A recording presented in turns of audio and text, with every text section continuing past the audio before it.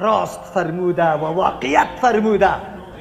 شیخ محمد ابن عبدالوهاب رحمه الله در کتاب کشف الشبهات خود که شرک مشرکین زمان ما خیلی اغلظ و شدید است از شرک مشرکین زمان رسول الله صلی الله علیه و سلم، از شرک زمان جاهلیت. چرا؟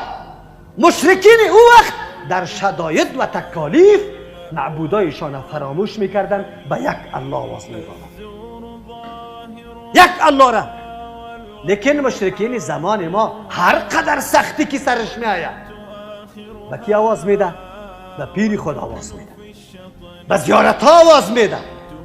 دوم وجه برای اغلظ بودن و شدید بودن ای است، مشرکین زمان سابق یا ملک معبود گرفته یا پیغمبر معبود گرفته یا ولی را بندگان نیک بودن، یا است که سنگ و چوبی عاجزه که وام تابع الله است. سنگ و چوب هیچ نافرمانی الله را نمیکنه، برای کدام وظیفه که پیدا کرده همون وظیفه را انجام میده. اما مشرکین زمان ما میگه فاسق ترین مخلوق میگیره برای خود معبود مقرر کرد. کی هستی؟ قبر کی است که حاجت روا شده مردم طواف میکنه؟ این دولکی باباست، دول میزن. یکی است کل عمر در بیرون تیر کرده، روی مسجد ندیده، حق بشر نشناخته، مسلمان نشناخته، جماعت نمیشناسه، نظافت نمیشناسه، خو امروز مشکل کشا و حاجت رواست. واقعیت گفته یا نگفته؟ واقعیت گفته. اگر به پیری کسی تو دشنام بدی یقین به الله کو که همونجا نکشت خو اگر بمانه.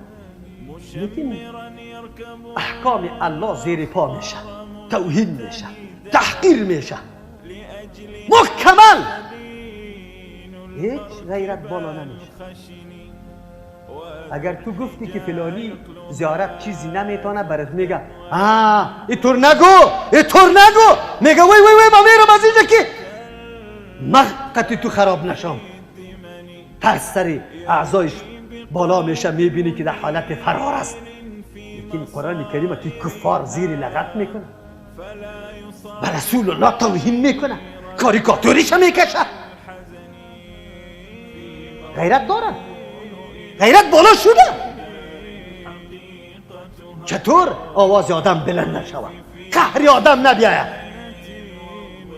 لقمان حکیم میگه که شرک این ظلم عظیم است. چرا ظلم عظیم است؟ در برابر الله ظلم کرد. سعی که تو مخلوق عاجز با الله برابر میکنی، صفات الله را به مخلوق ثابت میکنی، ظلم با خود کرده. الله تو را کدام مخلوق پیدا کرده انسان میفهمی؟ یک دفعه خودت درک کن، یک دفعه خودت بشناس. تو کدام انسان هستی؟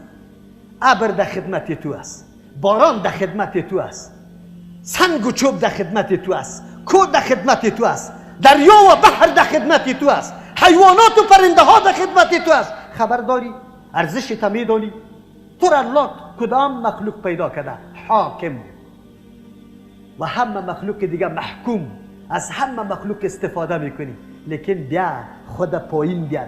در کدام اوج مرتبه بلند الله تو را قرار داده و بیا خود ذلیل بکنه. اعوذ بالله. به خاک قبر سجده کنه برو. به چوبی که در سر قبر بالا شده به او روی تمالی در آیسته و انسانی عزیز، و بطی که به دست خود تراشیده ای، به چوبی که به دست خود تراشیده ای، ظلم سری نفس خود کردی. الله چی مقامی برات داده بود و در کدام مقام پایین کرد؟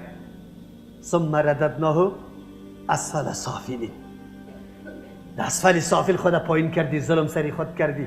ظلم در مخلوق دیگه هم کردی.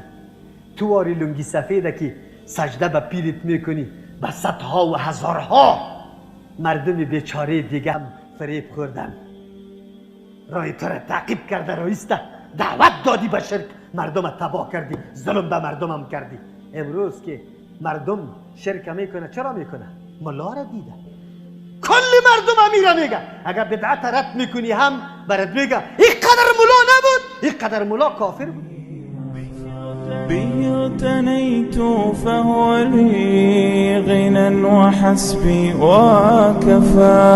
يا أيها برق الذي من حيه قد رفرف. أظهرت من وجد الذي في مهجتي قد اختفى. ذكرتني عهدا مضى وطيب عيش سالفا.